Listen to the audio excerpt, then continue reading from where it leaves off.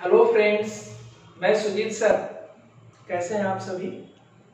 आज class 9th के chapter 4 electoral politics पर चर्चा करेंगे। आज हम पहले वीडियो में चुनावी राजनीति पर इस विषय की चर्चा करेंगे बच्चों कि इलेक्शन की जरूरत क्यों होती है और एक डेमोक्रेटिक कंट्री के लिए इलेक्शन क्या मायने है। Why do we need election? What makes an election democratic? आप कल्पना करो बच्चों कि जब बहुत पहले मोनार्की सिस्टम में जहां राजा हायरार्की सिस्टम से इलेक्ट होता था, चुनाव नाम की संस्था नहीं थी, ग्रीस यूनान वगैरह में देखने को मिला। राजा के बाद राजा का पुत्र, फिर पूरे विश्व में देखने को मिला। लेकिन जैसे जैसे राजनीतिकता बढ़ती गई, लोगों के अंदर जागरूकता आती चली गई और विश्व ज्यादातर लोकतांत्रिक और जवाबदेह होता गया। और आज बदलते दौर में डेमोक्रेटिक गवर्नमेंट के शासन है, जिसमें डायरेक्ट डेमोक्रेसी और इनडायरेक्ट डेमोक्रेसी है। डायरेक्ट डेमोक्रेसी जहां छोटी आबादी होती है बच्चों, जिस देश की आबादी बहुत कम होती है, बहुत गिने चुने देखने को मिलते हैं, जैसा कि स्विट्जरलैंड। प्रीवियस चैप्टर में हम लोगों ने इन सारी चीजों को देखा था, चाहे what is democracy, why democracy को ले लीजिए या कॉन्स्टिट्यूशनल डिजाइन को ले लीजिए। आज हम चर्चा करेंगे इलेक्टोरल पॉलिटिक्स पे, चुनावी राजनीति क्या होती है, इलेक्शन कैसे होते हैं, इन विषयों पर बात करेंगे। और दूसरा होता है इनडायरेक्ट डेमोक्रेसी, जिसको रिप्रेजेंटेटिव डेमोक्रेसी करते हैं, जहां आबादी ज्यादा होती है, लोग ज्यादा होते हैं, लोगों के विचार मत कई प्रकार के होते हैं, पार्टियां बहुत सारी होती हैं। ऐसा डेमोक्रेसी भारत में देखने को मिलता है, फ्रांस में भी है, इटली में भी है। लेकिन हम बात कर रहे हैं भारतीय डेमोक्रेसी का। तो भारतीय डेमोक्रेसी में रिप्रेजेंटेटिव डेमोक्रेसी देखने को मिलता है, जहां जनता अपने लीडर को इलेक्ट करके भेजती है सरकार चलाने के लिए। अगर वो पूरे देश की सरकार चलाने की बात आती है तो भारत में पार्लियामेंट्री सिस्टम है, प्रधानमंत्री का चयन होता है। राज्य की विधानसभाओं में मुख्यमंत्री का चयन होता है। हम डायरेक्ट न तो प्रधानमंत्री का चयन करते हैं, न तो मुख्यमंत्री का चयन करते हैं।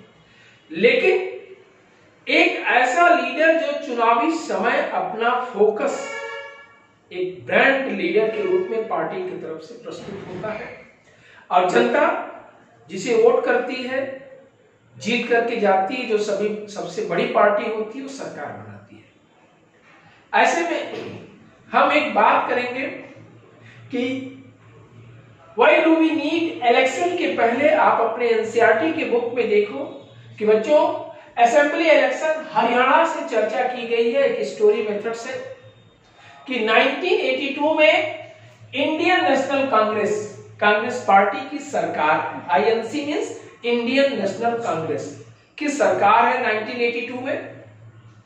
और 1987 के चुनाव में चौधरी देवीलाल की पार्टी लोकदल ने चुनाव के लिए प्रचार प्रसार किया।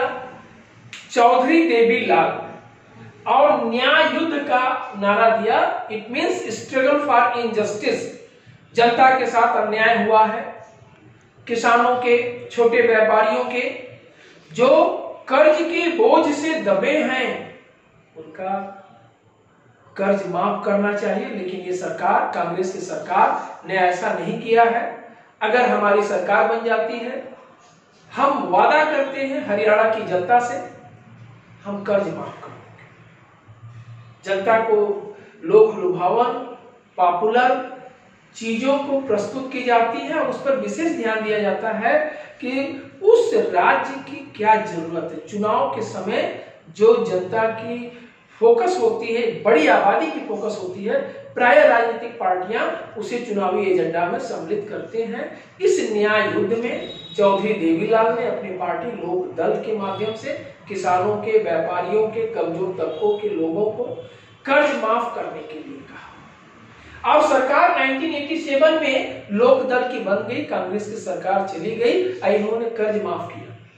लेकिन फिर 1991 में कांग्रेस की सरकार आई। एक माध्यम है बच्चों समझने का, कांग्रेस की सरकार फिर आई, फिर कांग्रेस की सरकार गई। मतलब वर्तमान में लोकतंत्र में कई राजनीतिक पार्टियां होती हैं, राजनीतिक पार्टियों के अपने कॉमन प्लेटफॉर्म होते हैं, राजनीतिक समानता, आर्थिक समानता की बात करते हैं, जनता की सहभागिता की बात करते हैं, एक अच्छी सरकार की बात करते हैं। सरकार देश हित के लिए होती है, जनहित के लिए होती है, समाज के विकास के लिए होती है, आर्थिक मजबूती के लिए होती है, ये सारी बातें की जाती है। अब हम दूसरी बात करते हैं, why do we need election, हमें क्यों जरूरत होती है। एक डेमोक्रेटिक कंट्री में चुनाव ही एक ऐसी प्रक्रिया है जहां बच्चों चुनाव के माध्यम से हम सरकार बनाते हैं, सरकार निर्णय लेती है। सरकार बनाने में जनता निर्णय लेती है कि किसे वोट देकर की बड़ी पार्टी जनता जिताती है। फिर जनता द्वारा निर्वाचित जो सबसे बड़ी पार्टी सरकार बना लेती है, तो सरकार देश को चलाने के लिए सारा निर्णय लेती है। तो election is the mechanism by which people can choose their representative at regular interval. Representative democracy बात आ रही बच्चों, हमारी पार्लियामेंट्री सिस्टम में रिप्रेजेंटेटिव डेमोक्रेसी है, प्रतिनिधि सरकार है, रेगुलर इंटरवल पर होता है। भारत के संदर्भ में 5 वर्षों पर लोकसभा का चुनाव या राज्य की विधानसभाओं के चुनाव होते हैं। ये लगातार होना चाहिए कि मैं long time nobody can become dictatorship, कोई पार्टी डिक्टेटर न बन सके, तानाशाह न बन सके। रेगुलर इंटरवल होने पे सरकार की नीतियों का जनता अच्छे से मूल्यांकन कर लेती है और उसी के अनुसार फिर उन्हें वोट करती है। इसके अतिरिक्त election are essential for any representative democracy. आज के दौर में चुनावी प्रक्रिया एक एसेंशियल है एक रिप्रेजेंटेटिव डेमोक्रेसी के लिए, उसके बगैर सरकार बना पाना मुश्किल है। In an election voters make many choices. अब वोटर्स के पास जो वोट देते हैं उनके पास बहुत सारे चॉइस होते हैं सरकार बनाने के लिए। जैसे उन्हें क्या चॉइस होती है, हम किस पार्टी को वोट करेंगे। हमारे द्वारा वोट की गई पार्टी जब सरकार बनाती है तो वो जनता के हित में, देश के हित में काम करेगी। हमारे ऊपर कोई दबाव नहीं होना चाहिए, प्रेशर नहीं होना चाहिए कि हम इसी अमुक पार्टी को वोट दें। जनता खुद डिसीजन ले, उसकी चॉइस होनी चाहिए, उसकी चॉइस की गवर्नमेंट होनी चाहिए, उसके हिसाब से देश चलना चाहिए। इसीलिए कहा जाता है कि लोकतंत्र में अंतिम सत्ता जनता के हाथ में होती है। अब बात करते हैं what makes an election democratic. तो इसे हम कैसे डेमोक्रेटिक बनाएंगे, जब इलेक्शन की नीड होती है तो उसे लोकतांत्रिक कैसे बनाएंगे। लोकतंत्र में लोकतांत्रिक बनाने के लिए बच्चों, चाहे लोकसभा का चुनाव हो चाहे राज्य की विधानसभा का चुनाव हो, जनता वही है भारत में, उसे यूनिवर्सल एडल्ट फ्रेंचाइज का पालन होता है। भारत में वर्तमान में 18 वर्ष का भारतीय नागरिक जो 18 इयर्स कंप्लीट कर चुका है उसे वोट देने का राइट है। 1 पर्सन 1 वोट 1 वैल्यू, एक व्यक्ति का एक वोट हो, उसकी वैल्यू भी एक हो। यहां पर चाहे एक कमजोर तबका का व्यक्ति हो, चाहे सर्वोच्च पद पर बैठा, चाहे प्रेसिडेंट हो या प्राइम मिनिस्टर हो या पूंजीपति हो, उसके वोट की वैल्यू भी एक हो। भारतीय संविधान के शिल्पकार डॉक्टर भीमराव अंबेडकर ने भी कहा था कि लोकतंत्र में चुनाव ही दलितों का एक बहुत बड़ा अस्त्र है, समाज के कमजोर तबके का एक मजबूत आर्म्स है जो उसे सरकार बनाने में स्वतंत्र निर्णय लेने देती है। ये बहुत बड़ी बात है बच्चों। आज भी देख लीजिए वोट की वैल्यू समान है भारत के संदर्भ में। अभी प्रीवियस चैप्टर हमने पढ़ा था और भी कई देशों के लोकतंत्र को देखा था। फिजी को मैंने देखा, हम लोगों ने देखा वहां लोकतंत्र के बराबर मूल्य नहीं है, वो लोकतंत्र नहीं है। लेकिन भारत के संदर्भ में पूरी चैप्टर की बात करेंगे, लोकतंत्र की value one person one vote one values पर आधारित होनी चाहिए, वो है। Right to contest, right to vote, real choice to voter, चुनाव की प्रतियोगिता हो, वोट करने का अधिकार मिले, चॉइस करने का अधिकार मिले, जनता को वोट किसे करना है जनता सोचे, जनता के टेस्ट को चॉइस पर किसी का इंटरफेयर नहीं होना चाहिए, किसी का प्रेशर नहीं होना चाहिए, किसी का दबाव नहीं होना चाहिए, मनी का मसल्स का प्रयोग नहीं होना चाहिए। And election must be held regularly, election एक इंटरवल पर हमेशा होना चाहिए। ये तीसरी डेमोक्रेटिक इलेक्शन को मजबूत कराने की पॉइंट है बच्चों, कि अगर एक रेगुलर इंटरवल पर नहीं होगा तो सत्ता में बनी सरकार हो सकता है कि वो डिक्टेटर बन जाए। The candidate preferred by the people should get elected, जो कैंडिडेट होता है, कैंडिडेट अर्थात जो चुनाव लड़ता है, जिसकी सरकार बनती है, उसको चूज करने में प्रीफरेंस जनता के हाथ में होनी चाहिए, आम पब्लिक के हाथ में होनी चाहिए, वोटर्स के हाथ में होनी चाहिए, किसी थर्ड पर्सन के हाथ में नहीं। And free and fair electoral competition, या फ्री एंड फेयर से क्या मतलब है कि एक गरीब को भी, एक अमीर को भी, एक निचले तबके को भी, एक संपन्न तबके के लोग को भी फ्री एंड फेयर इलेक्शन का माहौल हो और उनको वोट करने का अधिकार हो। ऐसा नहीं हो कि वोट देते वक्त अमीर गरीब की पहचान करके वोट देने का माहौल बनाया जाए, ऐसा नहीं। भारतीय लोकतंत्र में देख लीजिए, इसीलिए प्रायः रेगुलर इंटरवल पर भारत की जनता चुनाव की दशा और दिशा को निर्धारित करती है और सरकार बनती है, चाहे वो बीजेपी की पार्टी हो या कांग्रेस पार्टी हो। जनता जिसे वोट करती है उसकी सरकार है। वर्तमान में भारतीय जनता पार्टी की सरकार है, रिप्रेजेंटेटिव डेमोक्रेसी है।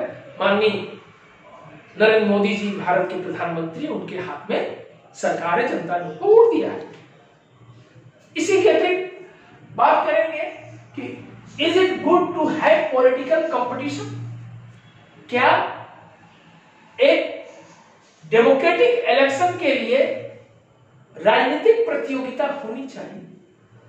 बिल्कुल होनी चाहिए। इसके कुछ डिमेरिट्स भी हैं लेकिन मेरिट्स ज्यादा हैं, हम बात दोनों की करेंगे। अगर राजनीतिक प्रतियोगिता नहीं होगी, हर पार्टी को वोट करने का अवसर नहीं मिलेगा, एक स्वतंत्र निर्वाचन आयोग है बच्चों, जिसकी हम बात अगले वीडियो में करेंगे, जिसके द्वारा चुनाव हमारे देश में संपन्न होता है। ये डेमोक्रेटिक पॉलिटिक्स में पॉलिटिकल कंपटीशन का होना अनिवार्य है। व्यक्ति न प्रधान होकर के दल प्रधान होना चाहिए, दल के कार्य प्रधान होने चाहिए और उसके द्वारा निर्वाचित सरकार, जो प्रमुख रूप से सरकार बनती है, जो चलाती है, जिस पर जनता का विश्वास होता है। अब आती है बात डिमेरिट्स, पॉलिटिकल कंपटीशन और डिमेरिट ऑफ इलेक्टोरल कंपटीशन की बात कर लेते हैं। पहली बात बच्चों, create sense of disunity and factionalism, इसको अंडरलाइन करते हैं बच्चों, आप भी अंडरलाइन कर लो। फैक्शनलिज्म क्या है?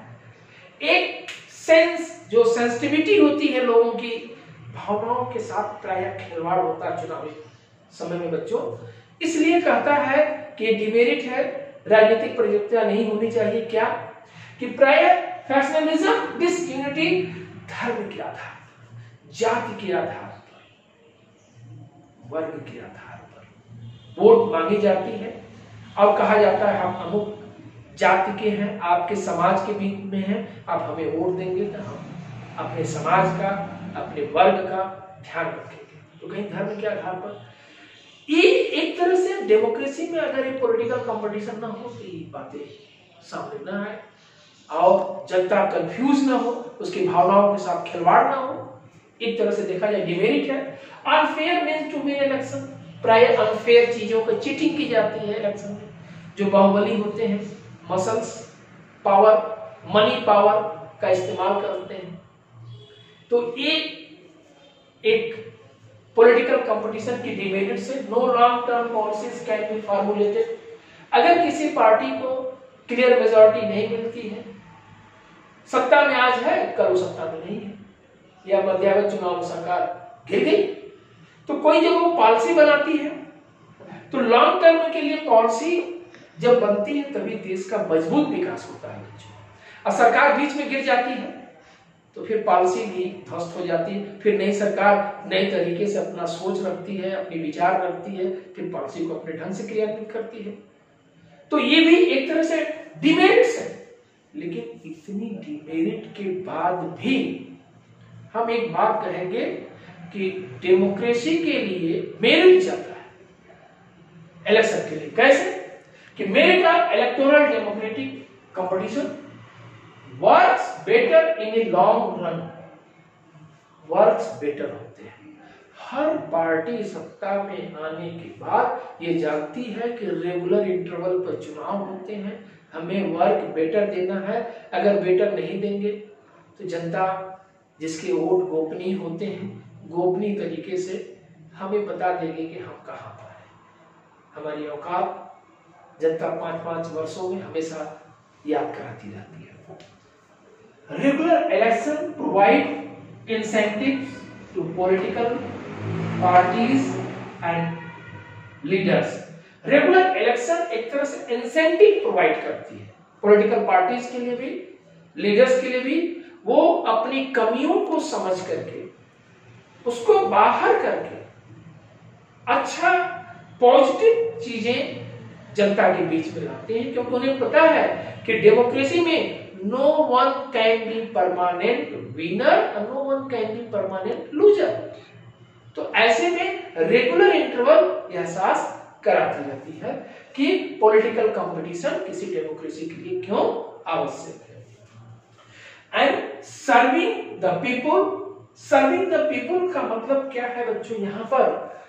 इट मींस कि जो पीपुल वर्क करता है, सर्विंग द पीपुल के बीच में जो अच्छी सर्विस देता है तो जनता उसको रिवार्ड देती है। वो रिवार्ड क्या है?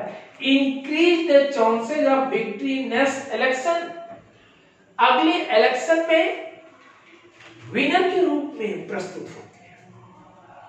अगर सर्विंग द पीपुल जब अच्छी सर्विस देती है तो जनता भी रिवार्ड देती है उसको, अगले इलेक्शन में आप विनर होंगे। अभी वर्तमान में देख लीजिए 2004 से 2014 तक यूपीए की सरकार लोकसभा के चुनाव में भारत में बनी थी।